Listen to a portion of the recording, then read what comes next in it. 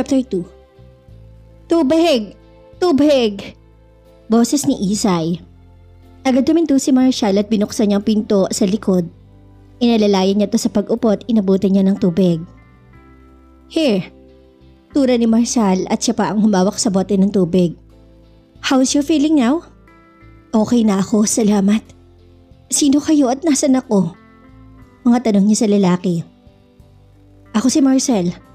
Nakita kitang hinihimatay sa tabi ng kalsada kaya nagmamagandang loob na akong tulungan kang madala sa ospital. Wag mo na akong dalhin sa ospital, wala akong pambayad. Diretsahang tugon ni Isay. Pero sigurado kang okay ka na? Opo. Saan ka ba nakatira? Para maihatid kita. Pagmamagandang loob ni Marcel. Wala akong uuwian, ibaba mo na lang ako dito. Malungkot na saad niya. Hindi kita pwedeng ibaba na lang kung saan, baka mapahama ka pa. Pag-aalala niya rito. Napahamak na ako dahil sa katangahan ko kaya pinalayas nila ako. Hindi mapigilan ni Isay ang mapahagulhol dahil naalala niya ang lahat-lahat. What do you mean? Nalilitong tanong ni Marcel sa kanya. Buntis kasi ako at hindi matanggap ng aking pamilya.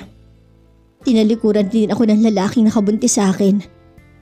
Kwento niya. What? Gulat na naging reaksyon nito at biglang naapakan ng preno. Muli siyang napahinto sa gitna ng kalsada at lumingon siya sa dalagita. Ilang taon ka na ba? 14. Magpi-15 sa susunod na taon. My God, anong year ka na ba? Halos hindi makapaniwala si Marcel sa kanyang narinig. Second year high school. Kasalanan ko ang lahat at hindi ko masisisi ang aking mga magulang. Dahil binigyan ko sila ng isang malaking kahihiyan. Kasalanan ko dahil nagpadala ako sa tukso. Nagpadala ako sa isang pangakong kasinungalingan. Wika ni Isay habang nagpatuloy sa pag-iiyak. Pero dapat inunawa at sinuportahan ka ng iyong mga magulang. San bang sa inyo at kausapin ko ang iyong mga magulang? Tanong niya rito. Huwag na, madadamay ka lang. Dito lang ako. Tugon ni Isay sabay bukas niya sa pinto upang makababa ng sasakyan. Subalit maagap na nakababa si Marcel at pinigilan ng kanyang paglabas. Hindi kita pwedeng iwan dito, baka ano pa mangyari sa'yo? Baka may isipan mo pa na magpakamatay. Doon ka na lang muna sa aking kondo. Pahayag niya dahil maatim ng kanyang konsensya na kung may mangyaring masama dito. Hindi niya kaya. Pero nakakahiya po sa iyo. Sa ngayon wag mo munang isipin yan. Isinama nga niya si Isay sa kanyang kondo at hindi na umayaw ang dalagita. Taga Cordillera si Marcel at sa University of the Philippines Diliman to nag-aaral. Bilang isang medicine doctor. Nasa third year college na siya sa edad na 20. Mayaman ang pamilya niya at nag-iisang anak lang ito. Lumaki siya sa tamang pagdidisiplina sa kanya ng mga magulang. Kaya marunong tong gumalang sa kapwa at lalo na sa babae. Ano palang pangalan mo? Tanong ni Marcel sa kanya. Melissa, pero Isay ang aking palayaw. Tugon niya rito. Ilang buwan na ba yung pinagbubuntis mo? 1 buwan pa lang. I see. Nice to meet you. By the way, I'm Marcel Gomez. Salamat sa pagtulong sa akin kahit hindi mo ako kilala. Madamdamin niyang sabi dito. Hanggang sa makarating sila sa kondo ni Marcel at umakyat sila sa ikalawang palapag. Ito magiging kwarto mo. Tura niya rito. Salamat. Tugon niya sa mahinang boses. Malaki ang kwarto at talagang pangmayaman ito. Maganda ang loob at kaaya-ayang tingnan. Feel at home, okay? Salamat talaga, Marcel. Malungkot na saad ni Isay at umuputo sa malambot na kama at yumukuto kasabay sa pagpatak ng kanyang mga luha. Iniwan ni Marcel si Isay sa loob ng kwarto at agad nagtungo sa kusina para makapagluto ng hapunan dahil nakita niya sa dalagita na gutom ito. Sa isip naman ni Isay, kailangan niyang matutunan kung ano ang mga gawain sa kondo para kahit sa ganung paraan, masuklian man lang niya ang ginawang kabutihan ni Marcel sa kanya. Ayaw ko nang umiyak. Kailangan kong lakasan ang aking loob para sa aking magiging anak. Nadapa man ako pero hindi pa huli ang lahat. Gusto kong bumangon muli dahil gusto kong umuwi sa amin na kaya akong ipagmalaki ng aking mga magulang at matanggap nila akong muli. Saad ni Melissa sa kanyang sarili. Isay? Sambit ni Marcel mula sa labas ng pinto. Po, labas ka muna, nakahanda ng hapunan. Malumanay na sabi niya. Halika na? Dagdag pa niya. Opo. Tugon niya tumayo na to para lumabas. Kahit sa kanyang pag-upo ay inalalayan pa rin siya nito. Salamat po. Etong kanin. Inabot niya kay Marcel ang lagay ng kanin. Thank you. Sabay kuha niya sa lalagyan at una niyang nilagyan ng plato ni Isay. Salamat po. Medyo nahihiya si Isay sa pagkaasikaso ni Marcel sa kanya. Dapat kumain ka ng mabuti para laging malusog ang baby mo. Pahayag nito sa kanya at nakangiti ito. Mabuti pang ibang tao. Nagmamalasakit sa aking magiging anak. Samantalang aking pamilya at ama ng aking anak. Tinalikuran nila ako. Bulong ng isip ni Isay. Nagsimulang mamula ang mga mata niya, ngunit pilit niyang pinigilan ang kanyang mga luha. Napansin naman ito ni Marcel. Alam mo bang nakakasama sa iyong baby ang pagiging malungkutin ng isang ina? Parinig niya kay Isay. Pasensya na po, naalala ko lang ang aking pamilya at ang ama ng aking anak. Lahat sila tinalikuran ako. Pero ikaw, na hindi ako kilala, nagmalasakit sa aking pagbubuntis. Dahil sa kanyang mga sinabi ay hindi niya napigilan ang pagpatak ng kanyang mga luha. Hayaan mo balang araw matanggap ka rin nilang muli. At sa ngayon sarili mo munang isipin mo at yung magiging anak mo. Salamat Marcel sa pagpapalakas mo sa aking loob. Pakatatandaan ko ang mga paalala mo sa akin. Saan niya at kinantihan naman siya ng ngiti ni Marcel. Sige, kain ka na. Pagkatapos silang kumain ay si Isay na ang nagpresenta para magligpit at maghugas. Subalit inaayawan ito ni Marcel sapagkat para sa kanya bisita siya. Subalit namimilit si Isay kaya pinagbigyan na lang niya to. Dito muna tayo. Paanyaya ni Marcel sa sofa pagkatapos sila mag-ayos sa kusina. Sige, susunod ako at may kukunin lang ako saglit sa kwarto. Pumasok siya sa kwarto para kunin ang kanyang kakarampot na pera. At agad rin siyang bumalik sa labas. Marcel, eto pala konting halaga para pandagdag sa pagkain natin. Pahayag niya sabay abot sa pera. Ngumiti si Marcel. Itabi mo na lang yan, may pera naman ako. Tugon nito. Pero nakakahiya naman kasi. Anya at ko siya. Huwag mo nang isipin yan. Tura niya at bagyang humiga sa upuan sabay panonood ng telebisyon. Hanggang kailan mo ba ako patutuloyin dito? Naiyang tanong ni Isay. Kung kailan mo gusto. Halika, umupo ka dito, mangalay ang mga paa mo. Tura niya. May pasok ka ba bukas? Tanong niya rito. Yes, anong oras? Alas 8 pero alas 7 aalis ako. Tugon rito. Anong oras ka uuwi? Muling tanong niya. Alas 11 nandito na ako. Sagot niya. Okay po. Isang tanong na lang, ano ba ang madalas mong kinakain sa umaga? Hindi ako kumakain ng kanin sa umaga. Bread, coffee, eggs, hotdog, yan lang ang madalas kong kinakain. Tugon ni Marcel at ang lahat ay kanyang tinandaan. Okay, salamat. Hanggang sa pumasok na sila sa kanilang kwarto dahil oras na ng tulugan at naging maayos naman ang pagpapahinga ni Melissa. Sapagkat malapad ang kanyang higaan at malambot pa to. Unlike sa kanila na double bed ang higaan nila ng kanyang ate. Kinabukasan, maagang gumising si Isay para ipaghanda ng agahan si Marcel. Maingat siya nagtungo sa kusina upang hindi magising ang binata. Nagluto siya ng fried eggs at nagpakulo na rin siya ng tubig. Pagkatapos ay hinandanan niya ang lamesa. Niligay niya ang sliced bread sa plato at naglagay rin siya ng tasa. Nang matapos siyang nakapaghanda sa lamesa ay naglinis naman siya sa kabuang sala. Tamang-tama naman ang paglabas ni Marcel dahil tapos na siya sa lahat ng gawaing bahay. Good morning, bati ni Isay. Good morning too, bakit ang aga mong gumising? Tanong niya dito. Sanay kasi akong gumising na maaga. Saad niya. Wow! Napangiti si Marcel nang makita niya ang lamesa na meron ng agahang nakahanda. Umupo at dali-dali namang kinuha ni Isay ang mainit na tubig at sabay buhos niya sa tasa. Thank you! Nakangiting sabi ni Marcel na halat na nagustuhan niya ang ginagawa nito. Sabayan mo na ako. Alok niya rito at umupo naman si Isay. Hanggang sa matapos silang kumain at tinulungan siya ni Marcel sa pagliligpit. Anong gusto mong pasalubong? Tanong ni Marcel at nakangiti ito. Kahit wala na, ang importante makauwi kang safe. Tugon niya. Bye. Paalim ni Marcel at sabay halik niya sa pisngi ni Isay. Nabigla naman ng buntis, subalit hindi niya yun binigyan ng kahulugan. Bye, ingat po kayo. Okay, bye baby. Sabi niya na bahagyang hinimas ang isang buwang tiyan ni Isay. Habang wala si Marcel, ay inayos niya ang kwarto nito at kahit ang sahig ay kanyang pinunasan.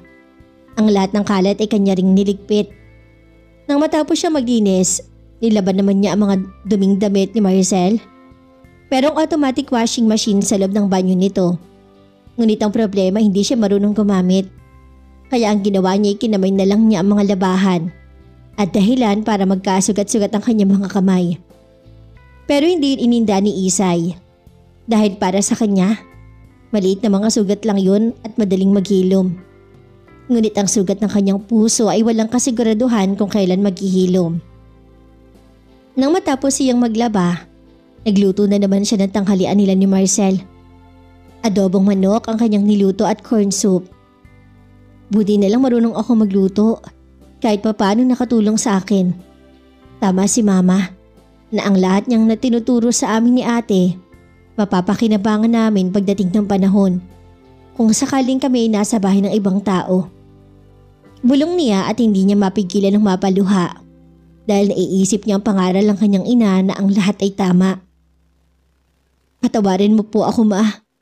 Pa, aniya sa mahinang boses.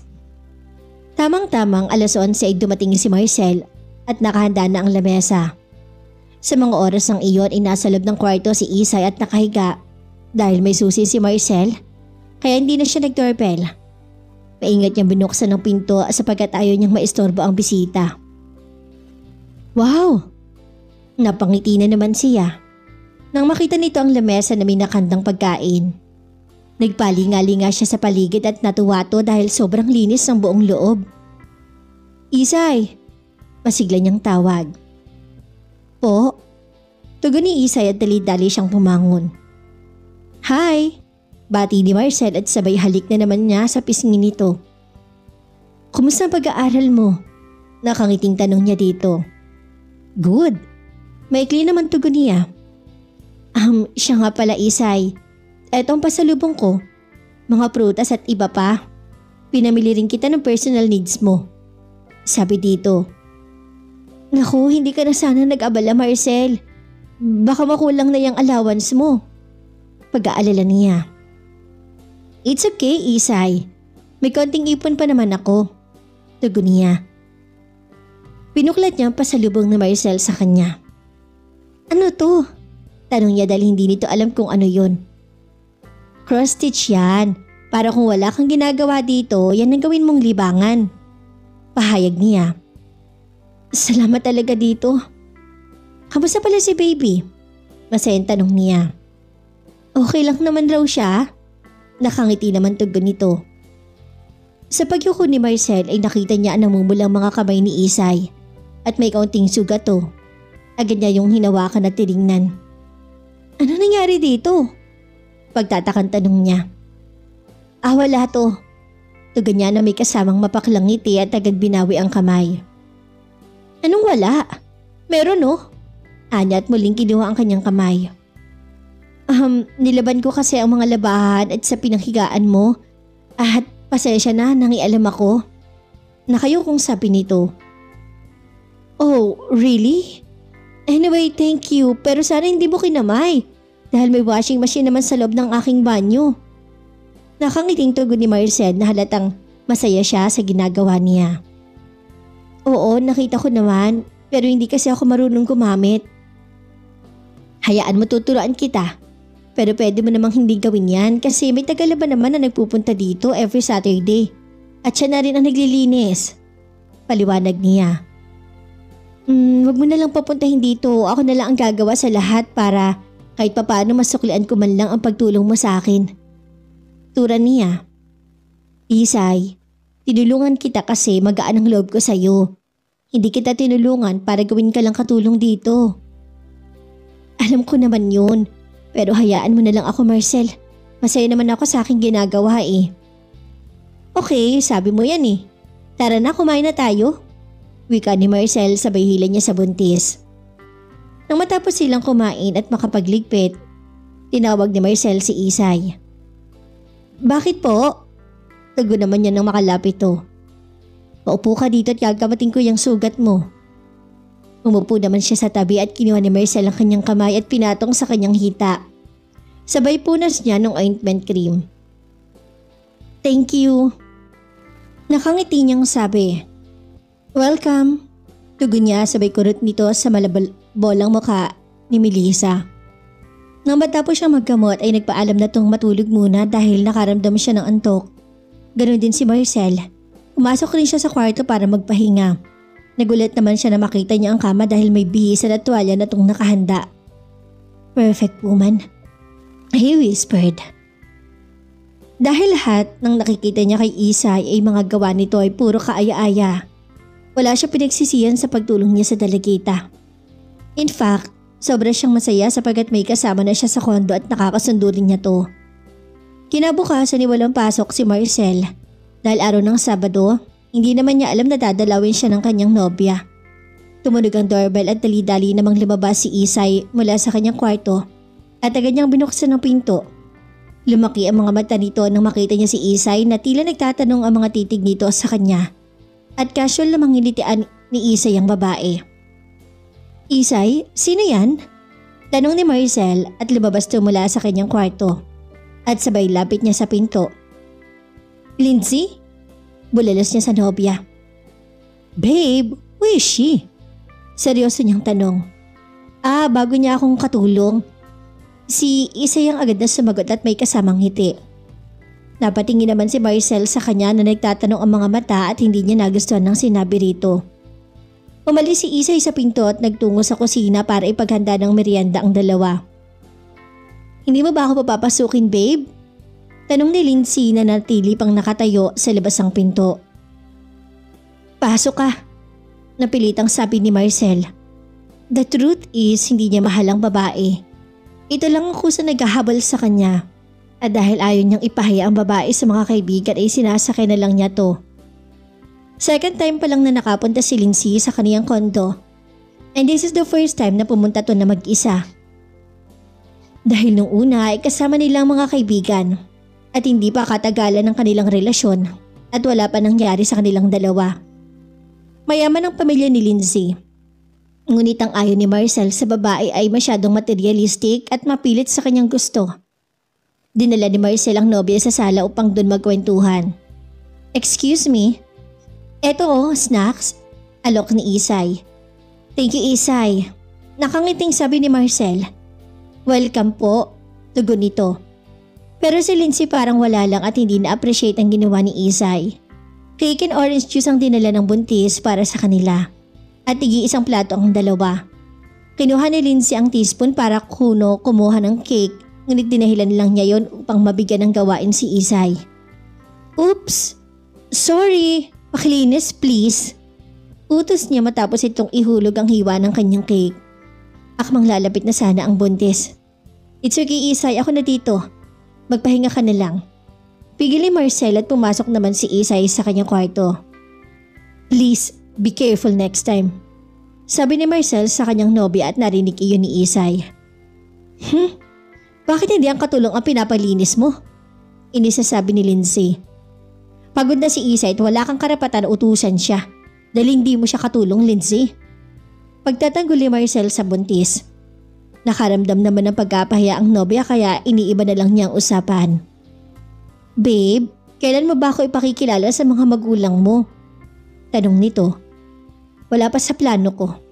Tugon niya rito. Why? Hindi ka pa ba sigurado sa akin?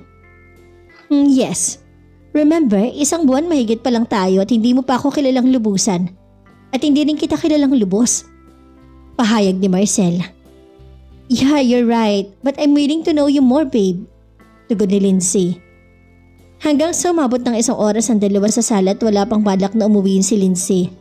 Kaya si Marcel ang nagtanong sa kanya. Ayaw mo pa bang umuwi?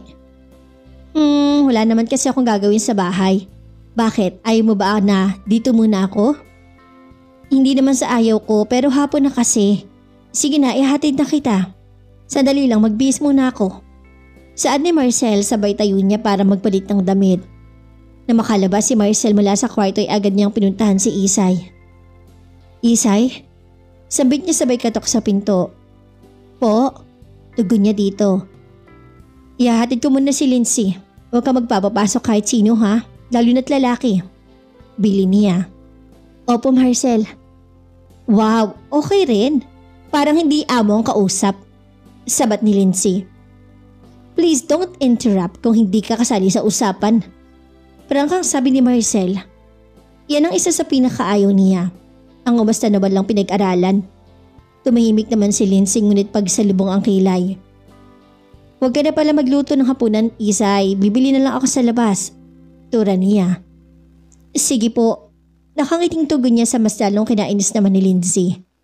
Hanggang sa nakalis na ang dalawa at habang naglalakad ang mga to hindi kumikubo si Lindsay. At pansin naman yun ni Marcel. What's wrong? Tanong niya. Nainis lang ako sa'yo. Paismid niyang tugon. Why? Paano naman kasi?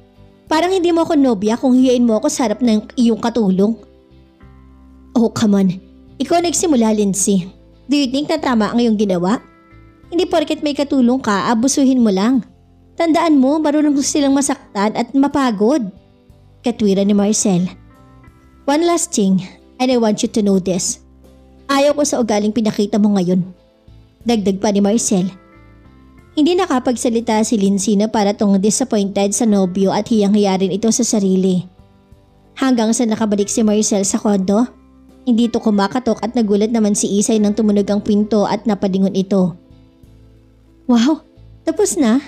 Nakangiting tanong ni Marcel nang maabutan niya si Isay na abala sa pagko-cross stitch. Ay, kakasimula ko lang po. Pahayag niyang tugon. O heto, binilhan kita ng pasalubong para sa baby mo. Nakangiting sabi ni Marcel. Ano to?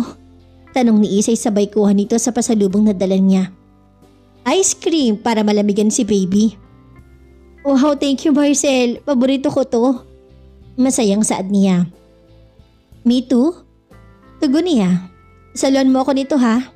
Alok naman ni Isay. Sure, pero kain muna tayo. Lechong manok na lang ang aking binili. Wika niya. Wow, pakpakan sa akin ha? Nakangiting tura ni Isay. Naku, pakpak rin na sa akin Isay. Pero sige dahil buntis ka, sa'yo na lang. Masayang pahayag ni Marcel.